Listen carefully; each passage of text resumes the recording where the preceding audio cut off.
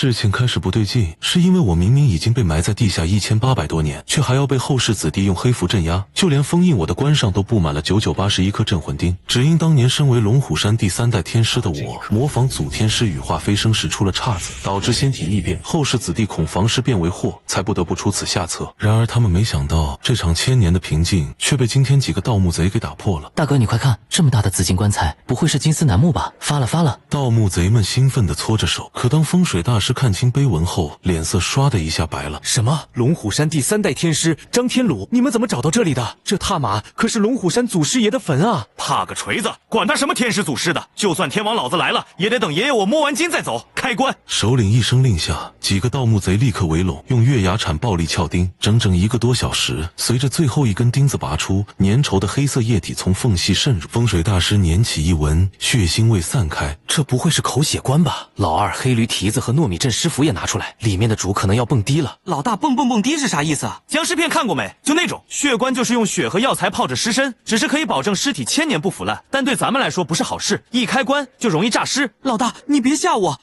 那玩意儿可要命了！哼，他敢诈尸，老子反手黑驴蹄子和一把糯米教他做尸，再不行，不是还有镇尸符吗？怕个锤子！众人合力去撬棺盖，可那盖子纹丝不动。这时，小弟躲在角落捣鼓着什么。你 TM 的蹲那儿孵蛋呢，快过来帮忙！老大，我点蜡呢。规矩不是说鸡鸣灯灭不摸金吗？我摸你个头，那是胡八一的规矩，不是你我的再墨迹，我就直接把你踹棺材里去。给我拿把斧子来！小弟悻然收起打火机，嘴里嘀咕：这打火机咋坏了？怎么半天都点不着？首领接过斧头，残忍一笑：既然撬不开，那老子就把它给劈了。老大，这可是金丝楠木，劈了就太可惜了。废话，这么大玩意儿，你扛得出去就算扛出去，你卖得掉吗？老子要的是里面的东西。斧刃高举落下，就在这一瞬，我脑中突然响起冰冷的系统音：丁，检测到有盗墓贼劈棺，发布任务，击杀盗墓贼，获得奖励，不灭仙体，鹦鹉雷阵。我猛地睁开双眼，外面雷云瞬间翻滚，一道水桶粗的黑色怒雷撕裂苍穹，贯穿地层，正中棺木。砰！棺盖炸裂，首领被雷光余波扫中，断线风筝般重重砸在墙上。这地底下哪来的雷啊？与此同时，数十公里外的龙虎山，77代天师玄真惊醒，供奉的3代祖师张天鲁牌位竟咔嚓折断，他面色巨变，算罢猛然望向墓穴方向。糟了，五雷阵法是祖师爷出事了，所有青袍以上道人都立刻随我下山，3代祖师墓出事了。瞬息间，数十道残影掠下千层阶，墓园外目睹一切的女主播早已魂不附体，直播间疯狂刷屏。当巡捕赶到时，几道穿着紫袍红袍的身影鬼魅般飞跃而入。贫道玄真是龙虎山这一代的天师。玄真望向被雷劈开的盗洞，目光如火。此地乃我龙虎山第3代天师之墓，刚才的天降五雷是祖师爷发怒。在场众人无不倒吸凉气。另一那盗墓贼首领也是个要钱不要命的狠人，即便被天雷劈得半死，还挣扎着让人扶他起来。把我扶起来，去看看那里面有什么宝贝。几个盗墓贼倒吸凉气，急忙喊那风水师：胡大师，你过来看看，这尸体穿的这是什么衣服？他不是天师吗？怎么穿着龙袍？风水大师惊觉我面部狰狞的僵尸化异象，更被我那张黑符镇尸录吓得肝胆俱裂。他死盯着我身上的黑四爪龙袍和内里的紫天仙洞衣，牙关打颤。走，赶紧走，这墓盗不了了。这身衣服是4爪地师龙袍，在以前是皇帝赐给太子老师的衣服。然而首领利欲熏心，把你吓得，管他什么地师，这古剑古印名册，老子今天必须带走。他甚至顾不得忌讳，伸手便拔出了那柄沉睡2000年的古剑，剑名清澈，寒光湛湛。老大，你看这上面还有字，有字都值钱啊。首领忙问：大师，看看这上面写了什么？大师颤声读出：太上老君3五斩邪。首领抢了剑印还不满足，大手竟朝我尸身摸来。来都来了，当然是要拿就拿干净，这可是龙袍，把这龙袍和紫袍扒下来带出去可就发了。我猛地睁开双眼，金光瞬间溢出眼眶。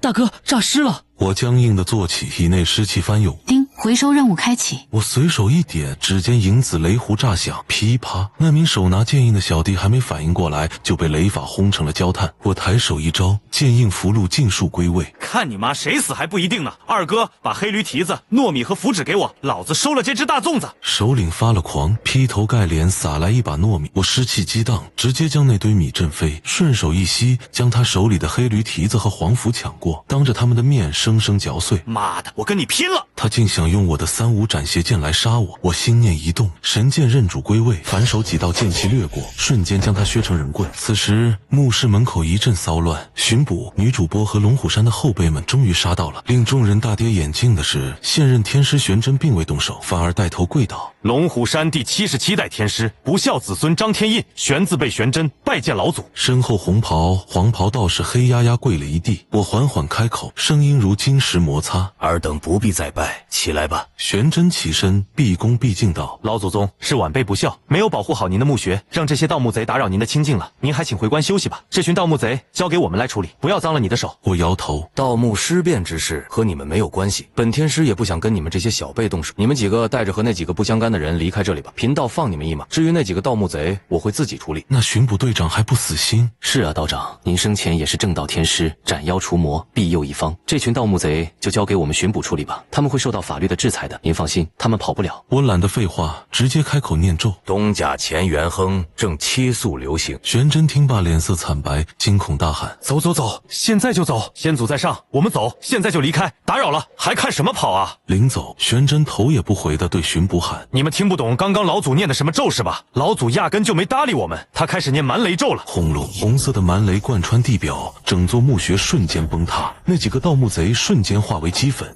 恭喜宿主完成任务，获得奖励：不灭失仙功，阴五雷正法，积分加10000点。我破土而出，踏足虚空，龙袍在血色雷光中猎猎作响，脑中系统音再起，前往城北鬼域夺取先天姻缘。老祖，你这是……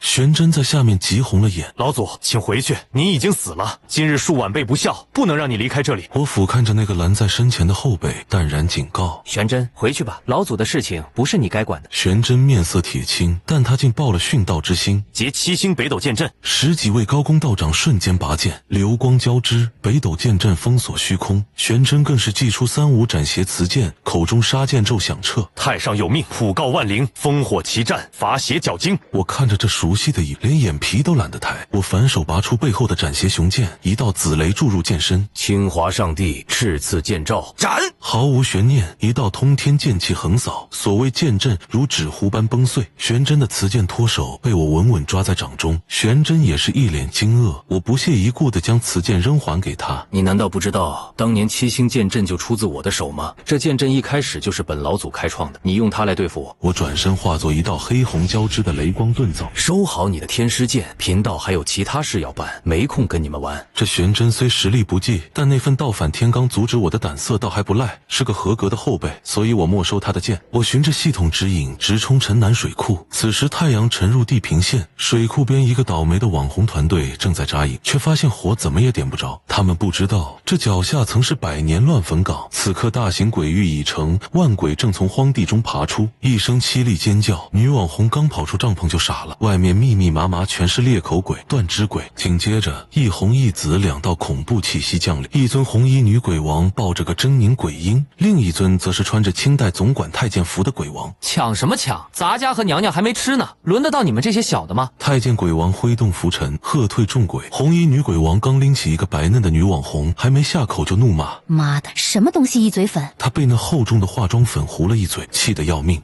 此时鬼婴厉声啼哭，声音刺穿耳膜，而我就在那阴森的哭喊声中，如天神下凡般震碎鬼域屏障，轰然落地。混账！你是个什么玩意儿？一只僵尸也敢穿龙袍？那是你能穿的吗？想死吗？红衣女鬼王倒是生性多疑，她死死盯着我龙袍下的紫色道衣，浑身一颤。龙虎山天仙洞衣，大紫色的，老家伙，你到底是谁？我并未答话，抬起手在虚空连划，紫光丝线瞬间成符。那是通天路，小的们，弄死他！万鬼扑来，我默念咒语：天雷荡荡，夫裂九州，速照谢道，博温，火急奉行。轰！紫色追雷符瞬间炸开，雷光过处，前排厉鬼直接蒸发。我张口一吸，那数百道精纯鬼气尽数入口，滋补着我的飞僵之躯。剩下的厉鬼吓得肝胆俱裂，四散奔逃。跑？你们以为跑得了吗？雷法之下无活口，碰到贫道，该你们倒霉。我再会一道伐妙劝雷符，雷霆如怒涛横扫，将整个鬼域的厉鬼清空了了一半。三尊鬼王彻底看傻了，红衣女鬼王见多识广，二话不说掉头就跑。这老家伙外面穿龙袍，里面穿着龙虎山紫袍，背后还背着天师雄剑，他妈的绝对是龙虎山老祖宗尸变了。这种层次鬼帝见了都得挨2巴掌。我先走一步。跑都给我留下吧，跑不了的。我怒张五指，身后金光通天，一尊10丈高的6丁神将法相顶天立地，一记神掌直接将想跑逃的3尊鬼王从天上像拍苍蝇一样重重拍落。老家伙，你做事别太绝，你我都是妖魔鬼怪，一尸一鬼的差别罢了，何必自己人为难自己人？红衣女鬼王狼狈爬起，谁跟你是自己人？你在贫道眼里也算人，现在乖乖束手就擒，以后帮我办事还能留下一条小命，不然……我周身的雷弧已由紫转白，感受着那毁天灭地的至白雷光。太监鬼王浑身一哆嗦，当场反水跪倒。杂家投降，以后您就是杂家的新主子了。太监鬼王一脸崇敬地问道：“主子，奴才想问一下，您生前是龙虎山第几代天师？还有您这身龙袍是？”我负剑而立，贫道龙虎山3代祖师张天鲁，元武帝追封天清昭化广德真君，东汉末年曹丞相汉帝官拜镇南将军，封阆中侯，10亿万户，御赐龙袍。太监鬼王跪得更直了，牛逼，主子威武！红衣女鬼和鬼婴自是有杀气岭，拼死！太监鬼王立马迎战红衣女鬼，而那鬼婴尖叫着朝我脸上咬来。天地玄宗，我身披金光咒，纹丝不动。鬼婴一头撞在我的金光屏障上，呲呲冒烟。我顺势一把掐住他的脖子，提到眼前。你要是再叫，我就把你的牙一颗一颗全拔了。鬼婴惊恐瞪眼，害怕嘤嘤嘤。另一边，我剑诀一掐，天师雄剑嗡鸣出鞘。王公公退下，杀剑符祭出，流光如龙，瞬息间将幸存的千鬼斩尽。宝剑悬在红衣女鬼王的天灵盖上，剑气激荡。我再给你最后一次机会，要么听命于我，要么死。红衣女鬼王汗流浃背，感受着那足以让她灰飞烟灭的剑压，终于低下了高傲的头颅。愿意拜为主。丁，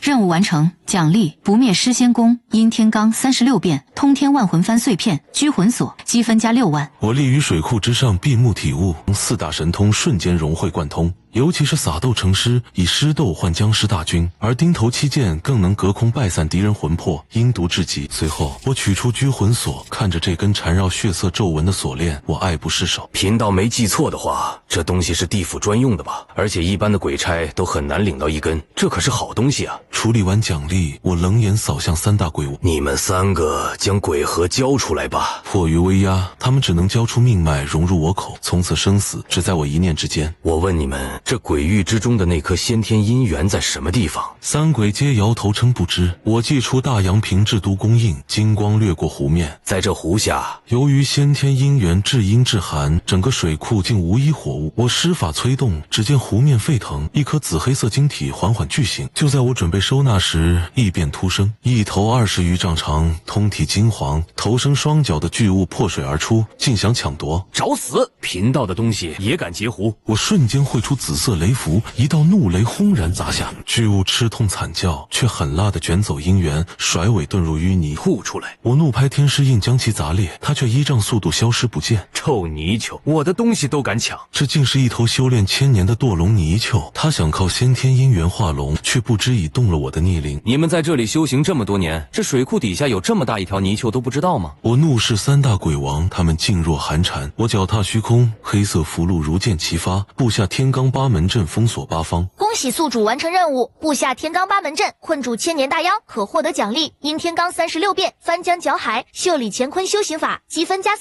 万。此时，我尸变的消息已在道门内引发震动。龙虎山玄真天师发布围剿令，全真、茅山等各路高手正朝城南汇聚。而水库边缘，一个黄衣和尚拦住了逃命的网红车。阿弥陀佛！他单掌截停汽车，微笑询问：“几位施主，贫僧有礼了，请问几位刚刚是从那水库方向而来？”得知有僵尸，圆空和尚满目自信：“阿弥陀佛，多谢诸位施主提醒。不过贫僧对自己还是有些自信的，我佛门佛法无边，超度一些厉鬼和僵尸是没问题的，不必为我担心了。”圆空步入鬼域，正撞见我施展翻江搅海，卷起数道通天水柱。阿弥陀佛，贫僧法中寺圆空大师在此，尔等厉鬼还不快快束手就擒？我转头看向这自投罗网的秃驴，正愁那泥鳅猫着不出头。这细皮嫩肉的佛门弟子，不就是绝佳的鱼饵吗？圆空接到了师傅了甄大师的电话，得知面前之人正是3代天师张天鲁，心中凄苦。师傅，我想我已经和他碰面了，先挂了。拿下，别让贫道的鱼儿跑了。我一声令下，3大鬼王呼啸而出，袁空想用缩地术脱身，却被我一步挡在身前，束手就擒。他反手祭出念珠，爆发出6字真言抽在我身上，我连避都没避，任由肉身抗下，抬指便是一道定身符压在他天灵盖上。僵持之中，我收了神通，敛去气息，提着圆空和尚直接扔进了水库打窝。钓鱼不打窝，钓到也不多。我遁入暗处，这秃驴的伏修之体对受创的泥鳅妖是大补，只要他敢露头必死。另一边城南巡捕局，佛门法众寺的了真大师和玄真天师碰了面，了真阴阳怪气的开口：阿弥陀佛，龙虎山真是好大的能耐，身为道门祖庭，连自己的祖师都管不住，祖师也能尸变出来害人，真是天下奇闻。玄真不是泥捏的，掌中雷弧瞬间炸响。了真大师，你最好管住你的嘴，不然贫道无法保证你的生命安全。了真被雷法惊出一身冷汗，转身欲走，还不忘甩下狠话：你记住，我的徒儿若是有什么3长2短，你们龙虎山有一个算一个，都跑不了。贫僧绝不会善罢甘休的。随后3方人马火速赶往城南水库。此时天已破晓，阳光驱散了残存的鬼气。我已经在水库边枯坐了7、8个小时，饵料就在水中，可那条泥鳅狡猾的紧，被打怕了，竟忍住诱惑，迟迟不肯露头。我闭目炼化着昨晚吞噬的阴气，忽听太监鬼王低声提醒：主子，又有人来了。我头也不回的吩咐：去拦住他们，别让那帮蠢货靠近这里。3鬼王掠出500米，红衣女鬼王破地而出，先被玄真一记五雷掌拍飞。他抱怀冷笑：好好好，不愧是龙虎山紫袍天师，雷法果然强大。不过我劝你现在最好还是不要过来打扰比较好，我家主人在里面办事，打扰到他，对你们龙虎山以及对我们这些做手下的都不好。太监鬼王挡在大路中央，主子的东西被一头1000年泥鳅抢了，现在再把那头泥鳅引出来，所以不得打扰。别怪咱家没提醒你们，你们要是强闯，惊扰了主子的渔获，后果你们可担待不起。钓鱼，了真却急红了眼。你们3个，我问你们，昨天晚上贫僧的爱徒来过这里，我徒弟呢？把人交出来。你说昨天晚上那个小秃子，他挑衅我家主人，我家主人就拿他当鱼饵打窝了。啦，真听罢，几乎疯魔，放肆，找死的东西！他扯下108颗念珠狂抽而下，咒骂如惊雷。红衣女鬼王敏捷闪避了，真一击落空，索性当场开坛：阿弥陀佛。10几个小和尚敲锣打鼓，诵经声惊天动地。了真在佛光加持下如真佛降世，手持法器挠脖不断撞击，巨大的响音夹杂着功力，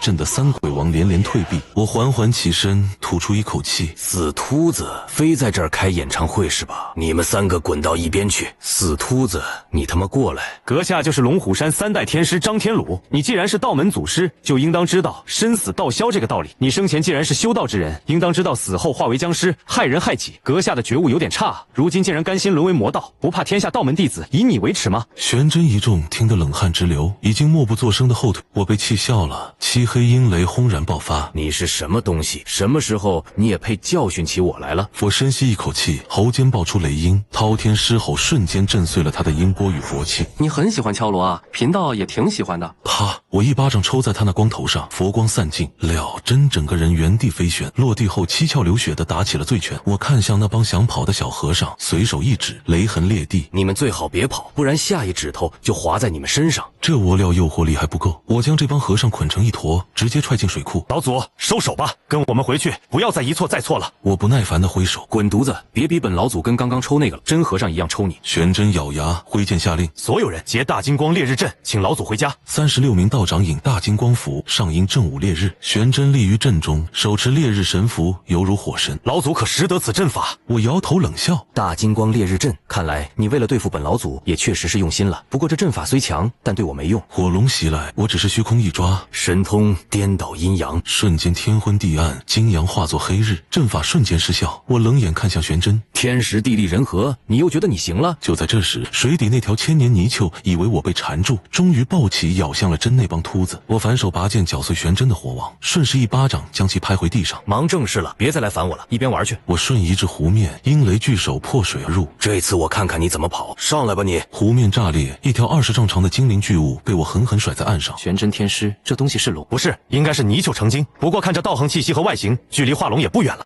我傲立当空，寒声警告：你现在有2个选择，要么自己把东西吐出来，要么我把你打死，然后我自己取出来，你选一个吧。想都别想，谁输谁赢还不一定呢。他腾空有。我冷然念动金光咒，直接冲进他的巨口。在众人惊骇的目光中，那巨怪发出一声撕心裂肺的惨叫，喷了一地鲜血碎牙将我吐出。我浑身闪耀着妖异的赤红金光，缓缓落地。玄真盯着我，由于过度震撼而失声。他知道这金光咒已因极致的压缩发生了质变，化为了修罗红芒。我看着他，嗤笑道：“还想咬我？你这牙口也不行，要不要再来一下？站在这儿给你咬都行。”泥鳅被崩掉几颗牙后彻底老实，沉默片刻开口：“道友，不打了，我们做个交易吧。”我饶有兴致：“什么交易？说来听听。”不瞒道友，在下在此修行已1700余年，看你手段，想必是龙虎山天师吧？我有一块万年沉水阴木，用它换先天姻缘，我们各取所需，化干戈为玉帛，如何？我点头，听着是不亏，不过我有更好的选择。什么？既然知道水库底下有万年沉水阴木，我何必跟你交易？打死你，先天姻缘到手，阴木我自会去取。我冷笑。再者，本天师缺个打手，你若归降，尚可保命，否则后果自负。泥鳅被激得暴怒，一爪劈出，龙爪撕裂空间，却连我金光咒的防御都破不了。我不再废话，双手结亡灵官印，身后浮现顶天立地的亡灵官法相，赤面红须，手持火轮金鞭。我挥手令道：“扁！不投降就往冒烟了扁！”火轮砸下，金鞭抽落，泥鳅惨叫连连，片刻便被火轮捆死，神火灼烧的他皮肉冒烟。我站在他头上，怎么样？耐心有限，投降保命，否则今日必死。泥鳅终究惜命，吐出先天姻缘，当场投降。我满意点头，送走亡灵官，将先天姻缘收入袖中。叮！恭喜宿主收服千年大妖金龙泥鳅，获得奖励化龙功、金龙爪、真龙血、通天万魂幡碎片加4，积分加5万。我看向泥鳅，沉声道：“交出龙丹，今后听我差遣。”泥鳅不敢反抗，吐出一颗金色龙丹。我收了龙丹，捏着他的命脉，去把万年沉水阴木弄上来。片刻后，泥鳅叼着一块巨大的黑色乌木上岸。我满意点头：“不错，这木头顶适合打一口养尸关，助我修行。”将乌木收入袖中，系统提示再次响起：发布新任务，寻找一座棺材铺，使用乌木打造一副顶级棺材。系统将为宿主打造的棺材评分，评分越高，获得的奖励越丰厚。发布新任务，为自己寻找一处风水宝穴，获得奖励阴天罡36变、乾渊缩地、紫江神火加1，积分加10万。我负手腾空，对3只鬼王和泥鳅道：“走吧。”玄真等人想上前阻，我随手一掌劈出，雷霆逼得他们连连后退。我冷声道：“别烦我，否则不介意揍你一顿再走。”玄真等人不敢再拦，我带着手下化为黑光离去，身后只留他们面面相觑。巡捕问玄真该怎么办，玄真叹道：“贫道会召集各大道派掌教相助，能否抓回老祖，全看天意。”说罢便带人离去，临走前丢下一句：“水里已无大妖，你们自行打捞吧。”我带着手下到了城外。你们会打棺材吗？3人头摇得像拨浪鼓。太监鬼王嗫嚅道：“主子，奴才早年在宫里认识几个木匠能人，只是他们死了。”我反手一道掌心雷劈飞他。以后这种废话别讲，给你们1天时间，带乌木去附近村子找人工巧匠，打好棺材办保，你们知道下场。3只鬼王抬着乌木离去，我让泥鳅玄土护法，开始吸收先天姻缘。随着体内桎梏破开，我的修为直接冲入飞江中期，肉身也被强化至飞江该有的水准。叮！恭喜宿主吸收先天姻缘，获得奖励阴天罡36变、钉头7剑、紫金神师修行法，生前修为恢复10%，生前雷法恢复10%，积分加5万。吸收完奖励，我看向泥鳅：“既然归我门下，便赐你道号玄土。今后见玄真教师兄，莫忘自身跟脚。”玄土面露难色，似是不喜这名字。我随即取出金龙爪神通和一滴拳头大的真龙血，点入他脑海。此2物助你修行，好好办事，好处少不了你。玄土瞬间狂喜，俯身叩拜：“祖天师在上，今日之恩形同再造，日后愿肝脑涂地，绝不推辞。”我点头，将化龙功金龙爪传给他，自己也参悟了金龙爪。随后调出系统面板，通天万魂幡碎片已集齐10枚，我直接合成。叮！恭喜宿主合成通天万魂幡成功，当前级别100级。手中浮现一面黑幡，上面绘满魂咒，挂着36道摄魂铃，虽只是100级，无半分魂魄，但威力已然不俗。我暗叹可惜，若早有他，城南鬼域的厉鬼便能收来升级。随后便开始炼化万魂幡。另一边，3只鬼王带着乌木找到了长乐村，村里的王志豪喝大了，骑车摔倒后竟吐在了坟头的兽碗里。坟中厉鬼现身要抓他，却被太监鬼王一击打散。王志豪下瘫在地，跪地求饶：“鬼爷爷饶命！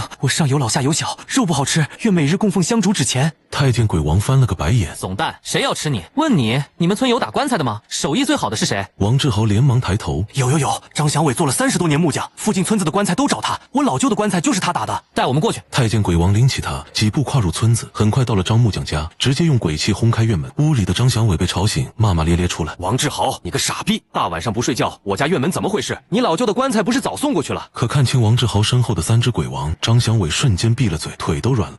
志豪老弟，这3位是我给你介绍的顾客，他们来打棺材。张祥伟眼前一黑，连忙跪地：“3位鬼爷，我手艺粗糙，院里有现成的棺材，柏木、松木、柳木都有，随便挑，就当我孝敬3位了。”太监鬼王扫了一眼，嗤笑道：“都是垃圾货色，以前给咱家打打马桶都嫌硌屁股，不用你买，我们自带木材，用这个打，好保你小命。打不好，你自己挑口棺材用。说罢，将乌木放在院中。张祥伟看清那乌木，瞬间惊得浑身发抖，揉着眼睛喃喃：“卧槽，这是万年金丝楠乌木！”他做了30年木匠，一眼便知这木料的珍贵。别说打棺材，随便做些挂件都价值连城。可他实在不解：“3位鬼爷，这乌木是辟邪之物，用来打棺材放尸体，不怕犯冲吗？”少废话，给你1天时间打好棺材，办不好等死吧。说罢，三鬼留下乌木飘然离去，回去向我复命。三鬼走后，张祥伟和王志豪当场吵了起来。王志豪，我平日待你不薄，你竟把厉鬼引到我这来。我哪知道，他们问谁打棺材最好，我自然说你啊。滚，赶紧找人帮忙，1天之内打不好，我们都得死。张祥伟骂骂咧咧，连忙找了几个老木匠通宵赶工。正忙碌时，张祥伟的儿子张宏伟回来了，他一身狼狈，进门就跟他妈哭诉。张祥伟得知后怒火中烧，抄起菜刀就把他轰了出去。你个败家子，死在外边别回来！被赶出门的张宏伟恰巧听到木匠议论乌木值钱，顿时心生歹念。他找到债主刀哥商量偷出棺材卖掉还债。刀哥等人一听有利可图，当即答应。次日清晨，张祥伟和木匠们终于打好棺材。他刚去洗澡，张宏伟就带着债主和搬运工闯进来，连夜把乌木棺材运走，拉去了万江市的岳江庄园。这里正举办岳江集团老董事长周岳江的葬礼，周家急需一副好棺材土葬。张宏伟喜出望外，刀哥却皮笑肉不笑地说：“我们帮你忙前忙后，抽50%中介费，没意见吧？”张宏伟不敢反抗，只能点头。拖车开进庄园，周家千金周新蕊带着西装青年李晨风前来验货。李晨风是港岛天星风水派大师的亲传弟子，港岛术法界年轻一辈第一。他指尖凝气探查后赞道：“确实是万年金丝楠乌木，手艺也是大师级，1亿只了。”周新蕊当即让人打款。张宏伟收到1亿短信，笑得合不拢嘴。李晨风看向周新蕊，温柔道：“安妮，我会在棺材上刻天星法阵，庇佑周爷爷尸身不坏，还会为他打点好下面的关系，你放心。”周新蕊点头，满眼仰慕。就在李晨风准备刻法阵时，我已炼化完万魂幡，掐诀算出张宏伟的踪迹，带着3只鬼王和泥鳅玄土直奔岳江庄园。我立于庄园上空，掐诀一算，怒火瞬间暴涨。我的棺材不仅被偷，还被人占了，竟还有人敢在上面刻东西。我令3只鬼王去抓张宏伟，自己则一步踏入虚空，直奔礼堂。礼堂内，李晨风刚刻好第1道安魂法阵，突然天色骤暗，天窗轰然炸裂，我携着滚滚尸气从天而降，金色尸筒扫过全场，最终锁定我的乌木棺材和李晨风。宾客们吓得纷纷后退。李晨风上前一步，大喝：“何方妖孽，光天化日之下逞凶，你不怕死吗？”话音未落，他翻出一张黄符，大喝：“七星北斗，震慑万江定！”黄符直射向我的额头，贴了个正着。宾客们顿时松了口气，纷纷赞叹。可下一秒，我抬手就撕下额头上的黄符，符箓在我手中瞬间爆开。我嗤笑一声，港岛年轻一辈术法第一，就这点本事，当年那些想用黄符镇压我的坟头草都3尺高了。李晨风目瞪口呆，满脸不敢置信。不可能，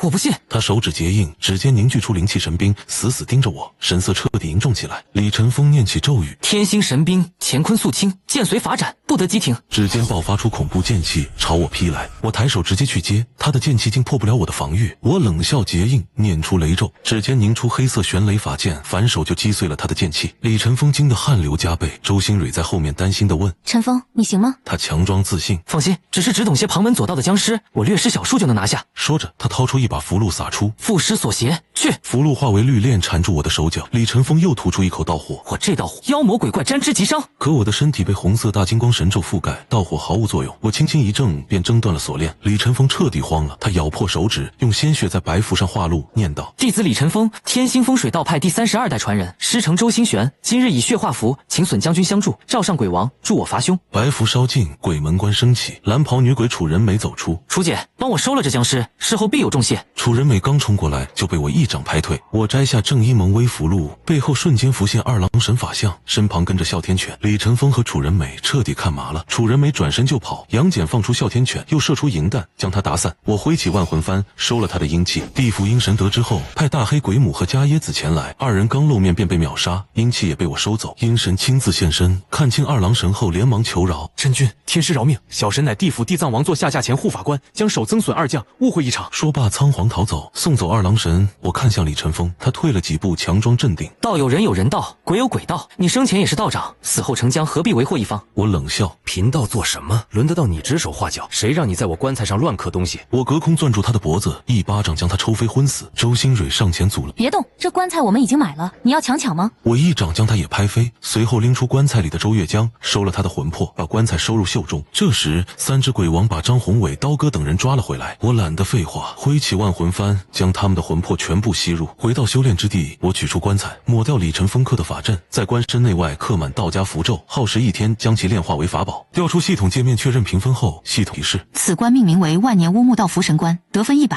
奖励抽髓石脑骨虫+2，阴天罡36变6甲奇门，万年天雷木+1，积分加20万。我取出万年天雷木，仅2个巴掌大小，便将其制成9柄迷你雷公剑，刻上雷公符，操控起来天雷交织。剩下的边角料车成12颗雷公珠，再用万年乌木做了96颗，耗了泥鳅玄土的龙须拧成串绳，做成108颗龙虎雷公流珠缠在手上。最后提取出2只抽髓石脑蛊虫，它们通体银白，如蚊子般小，却蕴含恐怖威力。我查看蛊虫信息，抽髓石脑蛊为5转蛊，可吸食鬼气，人随成长，最高能升至9转，还能快速繁衍，2代大概率为4转，培养好便是铺天盖地的虫海。我将蛊虫收好，又打算用新得的撒豆成尸神通培养尸豆，而尸豆需在极阴龙血中生长，正好去完成系统寻找风水宝穴的任务。我想起龙虎市地下有一条昆仑延伸的主龙脉，2000年前我曾在风雷山留下一处隐秘龙穴，还用风雷塔封住做了自留地。我乘上泥鳅玄土，直奔风雷山而去。与此同时，被我扔到水库的圆空了真和尚回到法仲寺，咽不下这口气，恰逢了真的师傅97岁的枯荣禅师闭关10年出关，还得佛祖赐封枯荣罗汉，要在凡尘收服100只妖魔积功德。了真连忙请师傅替自己报仇，枯荣却先惦记着佛祖指点的龙脉道骨，带着了真直奔风雷山，想在此建寺占下龙穴。2人到了风雷山，发现山顶有一座2米高的汉代道家风雷塔，塔旁石碑刻着正一镇邪风雷宝塔，下有妖邪，道有勿动，动塔者死。枯荣不屑一笑，认为塔是用来屏蔽龙穴的，执意要推翻。他运转枯荣神功，竟将与岩石合二为一的风雷塔连根拔起。塔被拔出的瞬间，风雷山地动山摇，鬼哭狼嚎，地面塌陷出一个大洞。3座风雷塔本是3塔阵法，如今1座被拔，另外2座也失了效益。另2座风雷塔下已飞出大量碎石，每块都缠绕着通天魔气，刻着血色佛门经文，碎石汇聚拼接，凝成一尊面容诡谲、似笑似哭的红色大日如来石像。该死，退后，这是鬼佛！鬼佛盘坐虚空，挤眉弄眼的笑道：枯荣，我是西方极乐世界释迦牟尼尊者，南无阿弥陀佛。本座封你金身罗汉尊位，令你到此占据道骨。如今功成，你当入我门下，成我座下尊者。祭见本座，何不来拜见佛祖？枯荣这才反应过来，自己被假如来诓骗，怒喝：混账东西！原来是你诓骗老僧！你是何方妖孽，竟敢占据我佛门如来佛祖神像，找死！本座修成佛身，自然就是如来佛祖。你看我不像吗？我封你做金身罗汉，和如来封你做罗汉不是都一样？况且你以为你是个好人？你参悟枯荣神功那10年寿元是怎么来的？你自己不是挺清楚的吗？你枯荣道法重祀香客寿元，虚拟长生。本座假借如来皮囊修鬼佛吸香火。嘻，我们有什么区别？你我2人就是绝配的佛祖罗汉。我可不像你，满口仁义慈悲，高尚清美，背地里却干着见不得人的龌龊事。心中清明不读经书也是真如来，身不正再修1000年也是假佛陀。这道理你居然不懂？你若心静，何以见我？枯荣脸色骤黑，他偷取香客寿元续寿的事极为隐秘，竟被鬼佛当众道破。佛门总会的人脸色也变了，没想到这位得道高僧背地里如此龌龊。我坐在千年泥鳅头上，看得津津有味，这老秃驴的瓜可真够大的。枯荣彻底暴怒，恶狠狠盯着鬼佛：妖言惑众，今日留不得你，老僧必将你超度到9泉之下。他接过了真手中的9龙锡杖，踏空而起，大喝：妖孽受死！一杖带着金光砸向鬼佛，鬼佛反手一掌拍出，笑道：大胆枯荣冒犯佛祖，看本座如来神掌降服你！巨大石掌与禅杖相撞，佛法之威震天动地，2人一时间难分上下。鬼佛又嘲讽：没用的，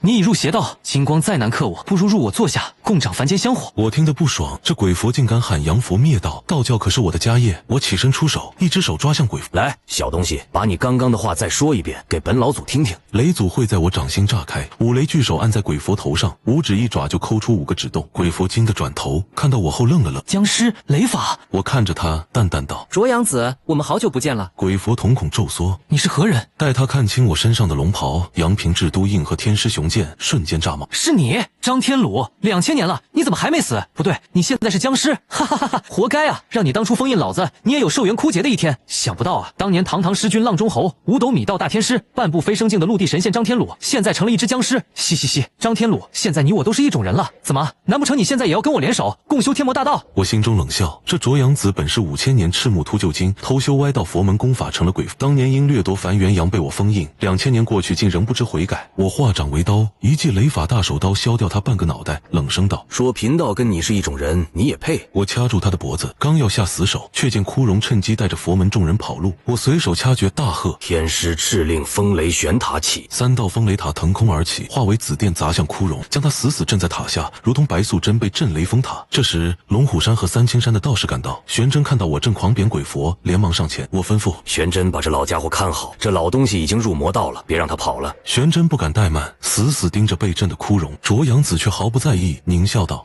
没用的，张天鲁，你打碎我多少次都没用，我已练成不死佛陀像，可复原无数次，本座是不死的。”话音刚落，他碎裂的石块便重新复原，反手打出一指天魔佛指。我冷笑：“你真以为肉身无敌，魂魄也无？”我袖子一挥，九柄雷公剑飞出，冲碎佛指后结成剑阵，封锁住他的退路。当年没杀你是给你改过自新的机会，可你冥顽不灵，今日必斩你。我打出斩邪剑符，符箓分化9张，分别贴在雷公剑上，雷火燃起，朝卓阳子绞杀而去。卓阳子施展出丈六金身，哈哈大笑：“本座有此金身，你的飞剑对我没用。”雷公剑虽能伤到他，却难以破其金身，打碎的石块也能快速复原。我知道雷公剑未用天师血开光，威力不足。我转头看向玄真，喊道：“玄真，跟你借点东西。”玄真见雷公剑朝自己飞来，吓得脸色发白。我连忙道：“我不跟你打，借点你的血给我。”玄真松了口气，拉起袖子伸出手臂，9把雷公剑划过他的手臂，染上了天师血。加持了天师血的雷公剑威力大增，锋利无比。卓阳子的丈六金身瞬间被破，石像被切成无数碎片。卓阳子的冷笑声传来：“没用的，你杀不了我，我还能恢复。”我怎会给他机会？袖子一挥，施展出袖里乾坤，一股吸力传出，将大部分石像碎片全部收走。卧槽，抢劫啊！说好打架斗法，你抢劫是吧？把我石头换回来。他只能用剩余碎片重新凝聚佛身，体型缩成原来的1/3，滑稽至极。我嘲讽道：“哟，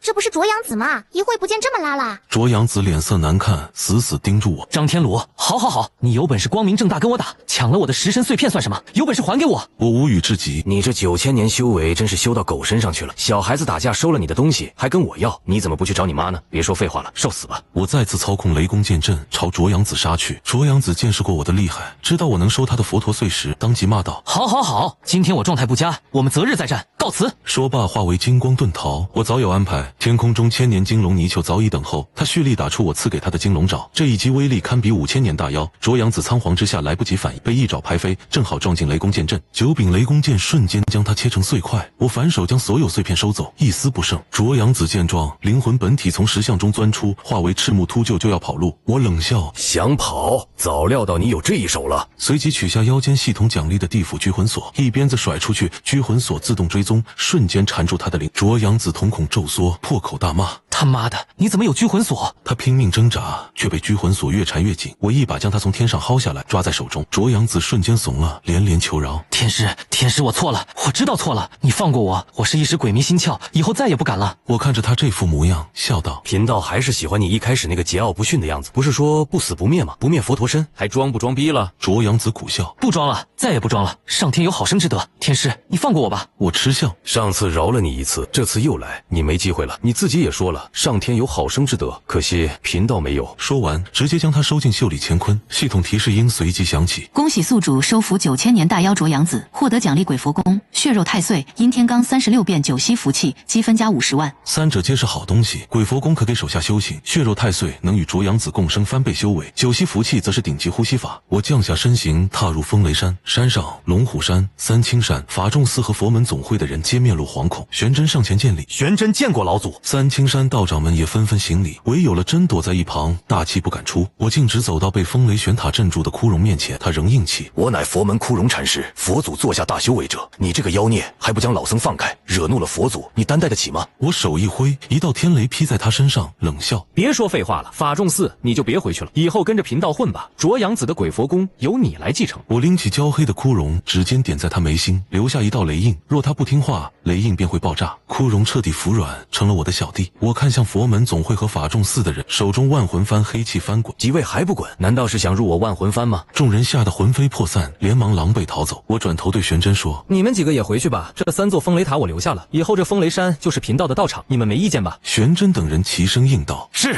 随后便匆匆离去。我推演方位，找到风雷山龙穴最佳修行点，取出万年乌木棺材放在此处，确定将风雷山定为尸巢。系统提示：恭喜宿主完成任务，寻找风水宝穴化为尸巢完成，获得奖励阴天罡36 36变前渊缩地紫江神火，加1积分加10万。前渊缩地能缩地成寸，紫江神火则媲美三昧真火。我将鬼佛功打入枯荣脑海，让他原地修行，又取出卓阳子的佛身魔石复原，将血肉太岁放在石像上，血肉太岁迅速吞噬石像，化为肉饼包裹住整尊佛像。我再将卓阳子的灵魂从袖中取出，不顾他的疯狂求饶，直接塞入血肉佛陀体内，让血肉太岁慢慢吞噬炼化他的法力。接着我取出万魂幡，召出6只鬼王，让他们在此护法，并借助龙血灵气修行。风雷山灵气浓郁，修行1天堪比10日。我打开棺材盖，飞入其中，僵尸在棺材中修行事半功倍，再叠加龙血20倍，万年乌木棺材10倍，九息福气10倍，不灭失仙功10倍增幅，总增幅达50倍，1天抵得上50天修行。我取出紫江神火，用九息福气吸收龙脉灵气，同时催动不灭失仙功炼化神火，预计半个月便可吸收完毕。而法众寺这边，了真回到寺中，将枯荣被抓之事添油加醋告知住持了信，隐瞒了枯荣借寿的真相。了信大怒，在法众寺官网发布公告，控诉龙虎山纵容我尸变，抓走枯荣，限3日之内交出人，否则将走法律程序。玄真看到后，直接让龙虎山官网回复：你们寺的枯荣和尚咎由自取，罪有应得，被我派祖师抓住也是活该。我们龙虎山3代祖师现在人就在风雷山，你想要人自己去要吧。了信气得冒烟，本想亲自带紫金波去风雷山找我算账，却被了真拦下。师兄，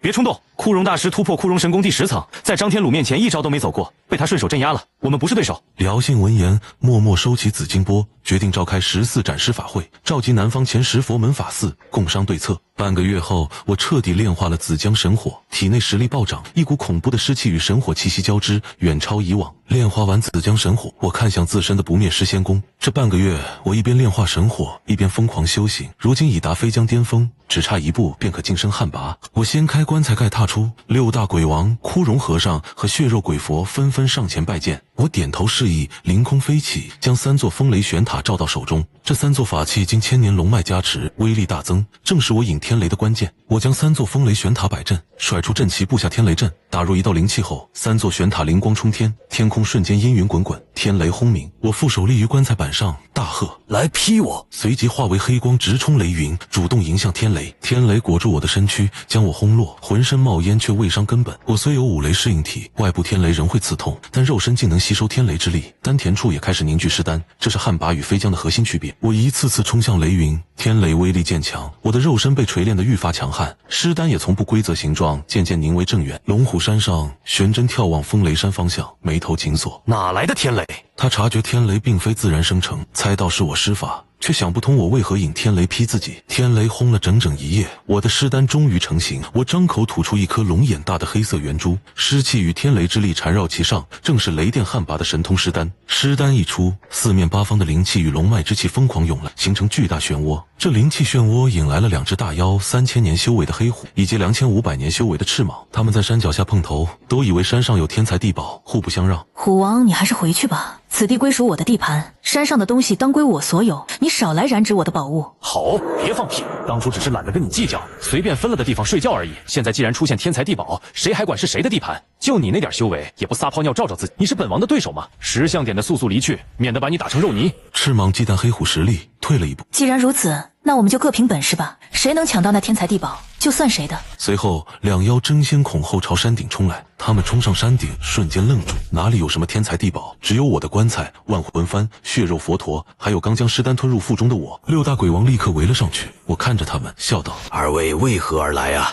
？2妖感受到我身上的恐怖气息，瞬间怂了。黑虎推了推赤蟒，让他说话。赤蟒苦着脸：我说我是路过，你们能信吗？我脸色微沉。贫道张天鲁，龙虎山第3代紫袍天师，如今尸变，暂居此地，手下还缺一个办事的大妖和一个路行代步的坐骑。贫道看你们2个就挺合适的，一个办事，一个当坐骑，莫非是我们心意相通，你们特来投诚？我没说错吧？2妖对视一眼，满脸不悦。道友，如果我们不是来投诚的呢？我脸色一黑，不是来投诚的，那就是敌人了，那就简单了，那就请2位入我万魂幡吧。说罢，我令6大鬼王动手，枯荣和尚和血肉鬼佛也一同上前，6鬼联手，再加上枯荣与鬼佛，2妖很快落了下风。我不耐烦喝道：都让开！手中捏起108颗天雷木流珠，一边抽向赤蟒，将他抽飞惨叫；另一边抽向扑来的黑虎，直接将他抽得倒地吐沫。我看向赤蟒，怎么说，还要继续吗？赤蟒吓得连连摇头。道爷饶命，小的确实是来投诚的，跟那条黑虎不是一路的人，真不熟。我点头。识时务者为俊杰，妖丹交出来吧。赤蟒吐出妖丹，拜我为主。我又屈指一弹，紫江神火点燃黑虎后背，将他烧醒。道长，收了神通吧，我错了。我收了神火，黑虎也乖乖吐出妖丹投诚，成了我的坐骑。与此同时，法众寺内勒姓住持召开的14斩师法会即将开始，南方6大顶尖法寺的住持与高僧齐聚。勒真将枯荣被抓之事添油加醋告知众人。大威龙寺法海住持冷哼：这道门当真无能，自己家的祖师尸变这么长时间，竟然还解决不了，还因此误伤了我佛门高僧。枯荣大师若有什么3长2短，那玄真天师就等着给我佛门谢罪吧。法海问道：那张天鲁的实力如何？很强，枯荣大师修炼到枯荣神功第10层，也挡不住他一招风雷塔。法海摇头分析：张天鲁的自身的修为应该不强，他死了2000年，修为早已散得七七八八。枯荣大师会输，定然是输在他手上的风雷玄塔上，那必是道门顶级法宝。众高僧纷纷赞同。法海冷笑：小小张天鲁不足为虑，敢对我佛门大师出手，就该有生死道消的觉悟。他以为他有3座风雷玄塔就无敌了，岂不闻我大威龙寺内有降龙宝杵？法海傲然道：老僧，我这次来不仅要救回枯荣大师，还要去龙虎山走一趟，会一会玄真天师。众高僧无不惊叹他的胆识。法海住持说道：好了，时候也不早了，老僧的车已经在外面等着了，出发吧，早点把张天鲁解决，我还要去龙虎山呢。刘姓住持，风雷山在何处？带路吧。法海说完便走出法中寺，坐进丰田埃尔法了。信与了真在前带路，车上了真满心后怕，对了信说道：师兄，我总觉得不太靠谱，那张天鲁给我的压力太大了。了信住持说道：阿弥陀佛了，真师弟，你着相了。这次我们有这么多住持大师相助，那张天鲁翻不起什么浪花的，此战我佛门必胜。几辆豪车直奔风雷山，佛门此次行动并未保密，自带摄影团队全程直播。很快，车队抵达风雷山下。此时的风雷山上，我刚收了黑虎、赤蟒，麾下已有妖、鬼、人3类小弟，实力雄厚。我将黑虎、赤蟒和千年金龙泥鳅任命为守山大妖，兼做我的坐骑。随后，我采摘了棺材上成熟的100多颗尸豆，正想试验撒豆成尸的神通，便感应到山下有人上山。我让6大鬼王和4大妖王退到一旁，静待他们上山。片刻后，勒姓、勒真、法海为首的14高僧登上山顶，看到我坐在棺材上，身后是血肉鬼佛，左右是6大鬼王，树上盘踞着赤蟒，面前握着黑虎，妖鬼之气冲天。大威龙寺的法海住持冷哼一声：阿弥陀佛，你就是龙虎山3代祖师张天鲁。我坐在棺材上，看向带头说话的和尚开口：你是哪个寺庙的秃驴？本座知名会是你能直呼的吗？这些人都是你带来的。若是在2000年前你还是人的时候，贫僧见你或许要尊一声天师，但阁下贵为一派祖师，死后2000年竟然自甘堕落尸变，化为僵尸危害人间，还抓我佛门高僧，你做出这样的事情，已经不配得到我的敬重了。张天鲁，你可知罪？我冷笑一声，说道：危害人间？你是说贫道危害人间？我的笑声以五雷元音释放，震得众高僧连连后退。张天鲁，你笑什么？笑你是个蠢货。老秃子说贫道危害人间，你不如问问你旁边的了真和，这些年他在法众寺的大雄宝殿里都干了什么？还有你们口中自称高僧的枯荣和，他是哪来的寿元闭关10年的？你们佛门内部有一种戒阳寿的方法，枯荣高僧以此跟来法众寺的香客们戒了10年阳寿。说贫道为祸人间，你们也配？此言一出，了真脸色大变，了性看向了真，脸色难看至极，低声骂道：蠢货！法海迅速反应，怒喝一声：混账妖魔，妖言惑众，污蔑我佛门高僧，竟然说我佛门德高望重的高僧戒阳寿，看来你走火入魔的不轻，今日留你不得受死。说罢，法海率先出手，一掌拍出。妖孽，吃贫僧一掌！大威金刚掌！金色气劲直逼我而来，我眼皮都不抬。坐下黑虎咆哮一声，虎啸音波直接击碎了大威金刚掌。3年的妖王孽畜，你有此等修为，也在助纣为虐。贫僧给你一次机会，还不弃暗投明，入佛门赎罪。死秃子，你算个什么东西？也敢威胁我？还和你们佛门有缘？有你个头！死！黑虎一爪劈出，掌风化为利刃，朝法海杀去。法海反手一应，大威罗汉印，2道法术相撞，发出巨响。法海又道：苦海无边，回头是岸。虎妖，你要是跟了我，日后等贫僧修得正果，也好带你一起飞升仙界，去西方大雷音寺接受佛祖封册，一人得道，鸡犬升天啊！这可是修正果的机会，你休要执迷不悟。黑虎怒不可遏，浑身缠绕黑气，化作法相再次扑向法海。法海取下佛珠抛出，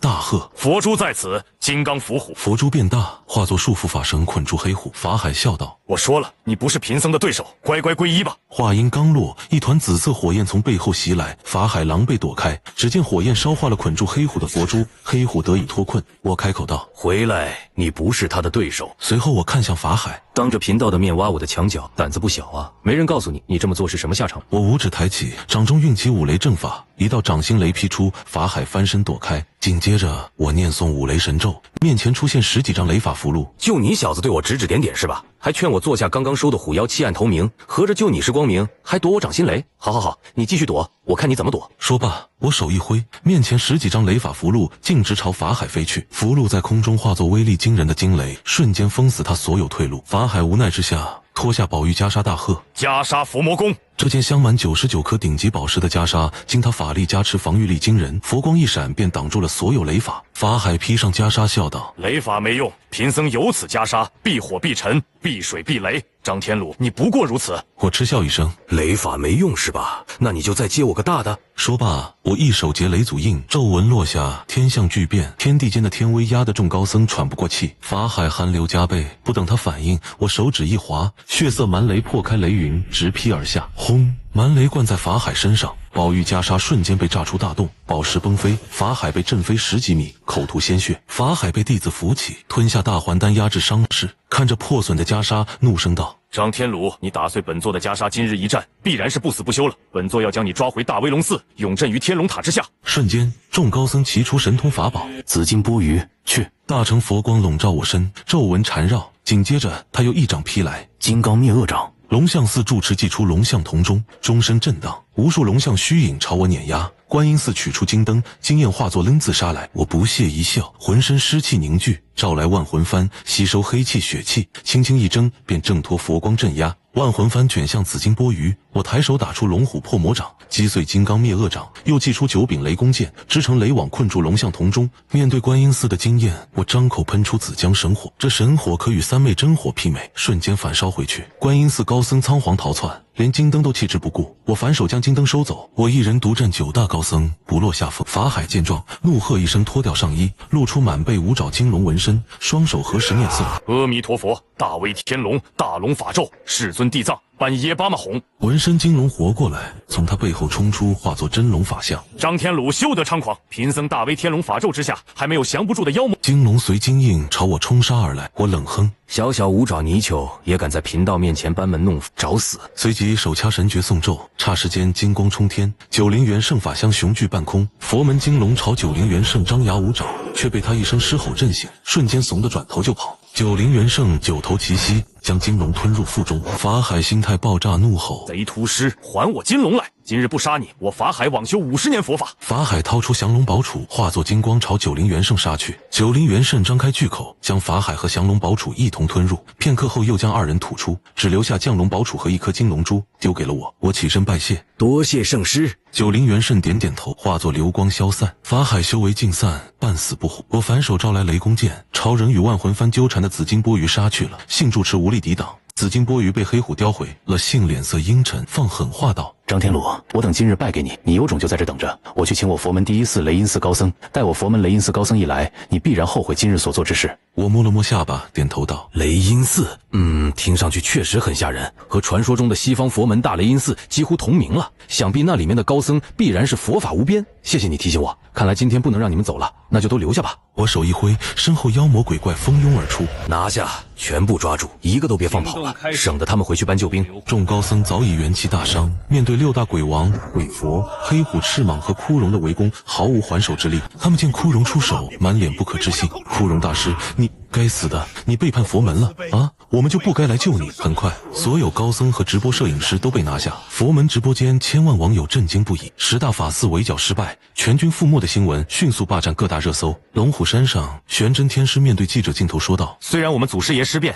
但毕竟是2000年的龙虎天师，我们龙虎山绝对相信祖天师不会胡作非为。就枯荣大师一事，目前没有任何证据表明我派祖师是错的，大家不要被表象迷惑。佛门在这件事情上绝不干净，如有需要，我们会配合官方彻查这件事。龙虎山立场一出，网友分成2派，有人声援，也有人怒喷着要告龙虎山。玄真天师和众道长相视一笑，只觉可笑。天地人3界，龙虎山皆有靠山，凡间根本管不了他们。官方也得知了风雷山斗法之事，虽不便插手佛道纷争，却对我所说的法众寺借寿一事高度重视，当即下令封锁法众寺，邀请茅山和清源寺高人交叉调查，避免法众寺自查包庇。与此同时，北方天雷市雷音寺内山门紧闭，全体僧人诵经，正举行佛子转生仪式，三大住持唯一童子加持法力。童子觉醒后，竟是佛祖座下神通第一的摩诃目犍连转世。他对3位住持许诺，历练结束后带他们入大雷音寺。而童子的父母却发现儿子已然不认识他们，虽有疑惑，却也无力改变。就在佛子转生之际，雷音寺3大住持得知南方10大法寺高僧全被我抓获，生怕此事影响他们晋升，便决定趁佛子适应身体、恢复法力之际，前往天龙寺解决我，绝不让此事传到佛子耳中。另一边，风雷山上，我看着被抓的高僧，心生一计，让他们用自身法力帮我催熟尸斗，提高效率。我冷笑道：几位，你们对我还有点利用价值，所以最好乖乖听我的话，要不然我不杀你们。我坐下这群妖魔可不是什么善茬，他们要杀你们打牙祭，我可拦不住。一名龙象寺大师怒声反驳：张天鲁，你好歹也是曾经正一道祖师爷，诈尸成僵尸已经够逆天而行了，还祭炼万魂幡、尸斗这种伤天害理之物，你还要不要脸？还想让我等着帮你做事？呸！做梦！我等皆出身佛祖座下，乃是得道高人，就算被你抓住，也绝对不会给你做这种事。有种你就杀了我！我愣了一下，随即笑道：好，不愧是佛门高僧，很有精神。贫道就佩服你这种有骨气的人。既然大师不愿意配合，那就去死吧！虎子，送高僧上西天。坐下3000年修为的黑虎妖王应声上前，几步走到那高僧面前。高僧顿时慌了，连连求饶：张天鲁，等等，你别乱来！贫僧好歹也是佛门高僧，我是如来座下弟子，你不能杀我！张天鲁，你……我不为所动。黑虎妖王一口咬断他的脖子，拖到一边吞噬。随后我挥动万魂幡，将那高僧的灵魂吸入其中。佛门高僧的灵魂堪比数千厉鬼，正好滋补万魂幡，让他从普通魂幡升级为真正的万魂幡。我看向剩下的高僧，冷声道：贫道这一生遇到有骨气的人不多，这位高僧算一个。还有哪位高僧有骨气，不愿意和本座合作的，一并站出来吧。正好我这头虎子还饿着呢，早死早超生。贫道直接帮你们上西天。有了前车之鉴，众高僧彻底怂了，缩着脑袋不敢作声，乖乖席地而坐，成了我催熟尸斗的傀儡。就在这时，系统提示音响起：恭喜宿主以1敌10击败佛门10大法寺高僧，联手斩妖行动，获得奖励阴天罡36变、五行大盾、阴天罡36变、腾云驾雾、黑魔云、法宝、万压壶、九魔壶种子，积分加50万。发布新任务：10大法寺之中皆有高僧舍利塔存在，宿主获取功德舍利子，完成任务可获得奖励：九魔壶种子催熟至结藤期，阴天罡36变，指地成钢，阴天罡36变，花开顷刻。法宝：琴仙玄妙锁，法宝：戳木血珠，万妖魔魁炼制法，积分加500万。我心中大喜，都是好东西啊！我随后吩咐高僧们继续催熟尸斗，随后召来黑虎妖王，翻身坐于其上，催动黑魔云，让他带路前往最近的龙象寺。黑虎妖王是本地人，对路线了如指掌。抵达龙象寺后，我直接降临在舍利塔上，看着眼前的建筑，总觉得眼熟，便问道：这龙象寺的前身是不是个道观？主人，以前确实是个道观，战争年代，道士们下山参战全部战死，留守的老道士也相继离世。后来龙象寺的和尚就占了这里，改成了法寺。我恍然大悟，冷笑道：好，把我道门雷塔改成你们舍利塔是吧？那贫道今日掠夺就更不用客气了啊！我袖子一挥，打出一道雷符，雷云瞬间汇聚，一道粗壮天雷劈在舍利塔上。这塔本是道门雷塔改造，虽被抹去符箓，残余力量仍能接引天雷，塔身直接被劈成2半。龙象寺的和尚们惊慌失措，纷纷想去保护塔顶的3颗祖师舍利子。一名高功和尚试图飞身上塔，被我一道掌心雷劈倒在地。我脚踏黑魔云降落，手一招取走3颗舍利子，冷笑道：多谢了，这3颗舍利就收下了。一名龙象寺高公谴责道：阿弥陀佛，张祖天师，你好歹也是一方道祖，2000年前一方道门祖师，为何今日趁着住持不在，欺负我等这些小辈，还从我龙象寺中抢走祖师舍利子？此举是不是过于卑鄙了些？我收起舍利子，淡淡道：贫道诈尸之后，师法双修，本身也不是什么正道人物了，抢你又如？这话让众和尚哑口无言，他们打不过我，也无法在道德上约束我，只能眼睁睁看着我骑着黑虎妖王，驾驭黑魔云离去。我打算挨个造访10大法寺，将所有舍利子全部取了，完成系统任务。与此同时，茅山和清源寺的高人已连夜赶到法众寺，与官方专案组会合。官方带队的陈队长与茅山清法道长、清源寺大师互相介绍后，便直奔大雄宝殿。官方早已封锁现场，禁止法众寺和尚靠近，以防证据被破坏。清法道长取出罗盘，磁针疯狂转动，沉声道：看来那位张祖天师说的没错，这大雄宝殿内磁场混乱，绝非偶然，法众寺不可能感应不到。他走到如来神像前，目光落在神像前的3个功德箱上，对陈队长说：陈队长，把3个功德箱拆开看看。法众寺的和尚们顿时急了，纷纷阻拦：住手！这是佛祖功德箱、大雄宝殿之物，岂能乱来？清法道长，虽然我佛道两门不合，但你也不能这样在我法众寺内乱来。功德箱怎么能拆？回头佛祖如果怪罪下来，谁担当得起？我看谁敢拆！阿弥陀佛，诸位不要欺我们太甚了。专案组的人被唬得停了手，清法道长却上前一步，冷声道：都让开！贫道一眼看出这3个功德箱不对劲，你们都不敢动手，那就贫道来。在法仲寺和尚的注视下，青法道长一巴掌拍碎了一个功德箱，里面满满都是100元大钞。青法道长则注意到功德箱内壁用红墨水抄录着密密麻麻的诡异经文。专案组人员询问经文含义，青法道长看向清源寺大师，这个就要问佛寺的高僧了。清源寺大师脸色难看，仔细查看后说道：“清源寺为经寺，讲究慈悲为怀，如实道出真相。反抄的《楞严经》本是劝人向善的经典，经法仲寺用秘法改动后，成了借寿夺缘之术。这大雄宝殿下面应该还有一个密室，真正的借寿法场还在其他地方。”果然，众人在大雄宝殿后方找到了地下密室，里面正是了真和枯荣布置的借寿法坛，恰在3个功德箱正下方。香客投钱时，经文会被法坛催动，吸取其阳寿和欲望转嫁到枯荣身上，这也导致枯荣心境受损，轻易被鬼佛蛊惑，走火入魔。铁证如山，法仲寺和尚哑口无言。专案组茅山和清源寺众人回到地上，陈队长对2人表示感谢，并说明具体怎么处理还不好说，但法仲寺肯定要被封禁。这些和尚我们会挨个审问，牵连此事者下场不会轻。福生无量天尊，如果你们要审讯这些和尚的话，我们倒是可以提供一些技术上的帮助。法寺和尚心理素质极强，普通审问技巧和测谎仪对他们无效。我茅山有石化符，可让人如实招供。专案组众人眼前一亮，当即与茅山达成一致。法仲寺和尚见状，脸色瞬间惨白。就在众人准备离开时，天空突然黑云翻滚，我驾驭黑魔云，骑着黑虎妖王降临。法仲寺和尚误以为是佛祖显圣，大声叫嚷：“茅山道士毁坏我佛功德法香，坏我法仲寺功德，果然报应来了！这是佛祖显灵，佛祖显圣了！”我一道鹦鹉雷劈在叫得最欢的和尚身上，笑道：“认错人了，本座是道爷，可不是什么如来佛祖。”我瞥见下方的茅山众人，开口问道：“茅山道士，你们茅山传到现在这一代是什么辈分？”回禀张天师，茅山已经传到清字辈，晚辈清法。我微微点头，摆摆手。既然是茅山后代，本座不为难你们，忙你们的去吧。老祖我也有事去办了。说罢，便驾驭黑魔云朝法仲寺舍利塔飞去。专案组人员询问青法道长我去做什么，青法道长含糊道：“我不知道，可能是路过吧。没什么事，我们就先走，尽量不要和这位天师有摩擦。”说完便催促众人离开。法仲寺和尚急得大喊：“张天鲁是奔着我们法仲寺的舍利子来的，该死！他怎么敢？他去的方向是我们法仲寺的舍利塔所在之地，你们快去阻止他！混账，这是大不敬的行为，我跟他拼了！”可他们早已被戴上手铐，动弹不得。清源寺大师无力阻拦，茅山道长也当作没听见。他们打不过我，且此事与茅山无关，犯不着自找麻烦。专案组见状也不再多管，押着和尚们离开了。我轻松取走法仲寺的舍利子，此时10大法寺只剩大威龙寺的舍利子未取，便直奔金龙市金龙山上的大威龙寺。大威龙寺人气依旧旺盛，寺内高层正开会商议解救法海，对付我的事，我已驾云抵达。我伸出巨大手抓向舍利塔，却被一层金光屏障拦住。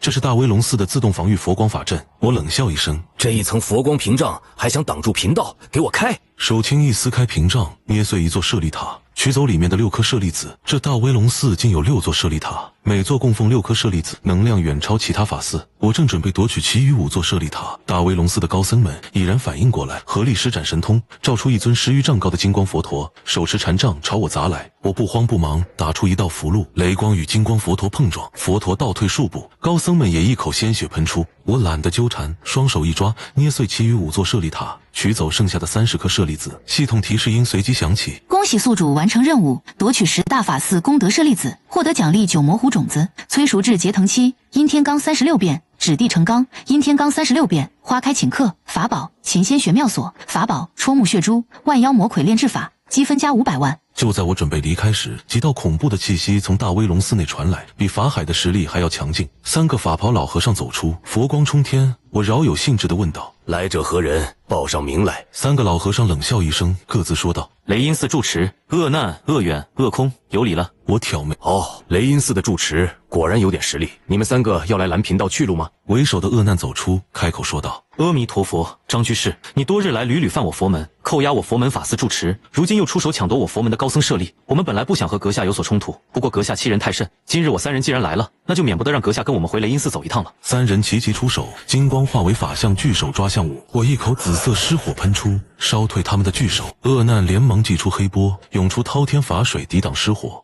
水火相撞，滋滋作响，法水被烧掉大半。好，不愧是道家祖师，确实有点本事，竟然焚了老僧如此多的法水灵泉。我笑道：“那好，那就看你能挡几次。”说着，又喷出一团紫江神火。恶空连忙撑开天盖伞，想用其抵挡。我不屑道：“天盖伞，找死！”紫火瞬间将天盖伞烧成灰烬，只剩一根伞柄。恶难无奈，只能再次用黑波抵挡，法水又少了不少。张居士，你就没有别的招数吗？有能耐跟我们过一过神通，老是放火算什么本事？我笑了，笑话，能碾压干嘛亲自下场斗法？贫道喜欢放火烧人，你管我？三人知道低估了我，互相传音后决定合力出手。恶难牵制我的紫江神火，恶远、恶空从两侧镇压。恶难手持黑波，勉强抵挡失火，看着法水快速蒸发，满脸肉疼。恶远掌心出现粒字印记，一掌拍向我。如来噬恶掌。恶空则抛出一座七宝佛塔，瞬间变大，朝我盖来。我先朝恶远拍出五雷怒奔法掌，与他的如来噬恶掌相撞，爆发出巨大声响。不等我喘息，七宝佛塔已将我和黑虎妖王一同罩住。恶难三人见状大喜，好，终于拿下这家伙了。不愧是2000多年前张道陵的孙子，确实难缠。我等三人出手都差点没收拾得了他，好在有七宝佛塔在。张居士，我们劝你不要挣扎了，只要被关进七宝佛塔之内，你是不可能挣脱出来的。恶空将缩小的佛塔托在掌心，此乃我本命法宝，就算你生前全盛时期被关在内部，也别想出来，老老实实投降吧。我的声音从塔内传出：“你见过我全盛时期，你知道我破不开这佛塔。”下一秒，恶空便察觉佛塔不对劲，内部有恐怖力量凝聚，天空雷云也愈发汹涌。不好，雷法！他惊呼着将佛塔扔出，无数血色天雷瞬间劈在塔身上。不多时，佛塔便布满裂纹，轰然炸开，波及了围观的和尚。我迎雷而上，看向恶空。看来你的佛塔不行，贫道3成道行召唤的蛮雷咒都顶，就这。我取出万压壶，说道：“你们的法宝也用得差不多了，现在也该轮到贫道了。今天让你们见识见识我道家的法宝。”我将万压壶抛向空中，壶口开启，成千上万只火鸦喷涌而出，朝三人冲去。三人联手结出佛门法网，却挡不住我加持了紫江神火的火鸦，法网瞬间破碎，火鸦直奔恶空而去。他惊呼：“师兄救我！”恶难抛出海波想浇灭火鸦，我先以驱雷掌牵制他，再伸手夺过海波。你的法宝不错，但下一秒就是我的了。恶难又急又怒，老贼岂敢！他虽用金刚指破了驱雷掌，却没能夺回海波，只能眼睁睁看着我将其收走。我随即抛出琴仙玄妙锁，将恶难五花大绑拎到面前，反手扇了他2巴掌。另一边，恶空已被火鸦烧成火人，惨叫连。我留了他一命，并未下死手。谨慎的恶远见势不妙，施展土遁想逃。我掐诀施展出指地成钢，地面瞬间硬化，将他卡在地下，随后伸手将他拎了出来。还是跟贫道走吧。3大住持尽数被擒，系统提示音响起。恭喜宿主活捉雷音寺、恶难、恶远、恶空3大住持，获得奖励3昧真火、神霄玉清、雷公神躯修行术、尸化千古，积分加1000万。我带着3人返回风雷山，刚落地就见法海怒喝：“张挺，你敢驱使我佛门高僧给你培育僵尸？此事若是被佛祖知道，你必大祸临头。别以为我们佛门奈何不了你，雷音寺3大住持只要得到消息，必然会前来收你，你等着吧。”我笑着将3大住持扔到他面前。雷音寺3大住持，你说的是这3个？法海瞬间傻眼，冷汗直流，态度立刻软化，乖乖加入了培育尸斗的队伍。恶难3人也被迫沦为苦，帮忙催熟尸斗。我进入棺材清点收获81颗舍利子，每颗含100年功力，总计8100年修为。我将舍利子吞入丹田炼化，同时吸收3昧真火，这一闭关便是1个月。出关时，我已炼化所有舍利子和3昧真火，修为暴涨至万年以上，成为万年旱魃，距离不化谷仅1步之遥。身兼2种2等神火，战斗力堪称恐怖。我取出已结藤的9魔狐种子，花10万积分买了1亩灵田培育袋，将其移栽进去。询问系统后得知，需用积分催熟，1000积分一次，次数随机。我耗费1700万积分，终于催熟第1颗黑色葫芦吞天魔虎，可收摄万物并炼化。见第2颗葫芦催熟需5000积分一次，我便放弃了。将葫芦炼化后推开棺材出关，6大鬼王和众妖连忙拜见老祖。我点头，都起来吧。本座闭关多日，外界可发生什么动荡？鬼王回禀：雷音寺无动静，佛门正忙于应对法众寺借寿仪式的舆论压力，外界处于微妙平衡。我看向培育尸豆的和尚，1个月内他们已培育出1000多颗绿色尸豆，100多颗黄色尸豆和7颗红色尸豆。尸豆吸收龙脉、湿气、妖气等力量，成长速度拉满。我将这些尸豆收入囊中，勒令这帮和尚继续干活，想活命就得不停产出尸豆。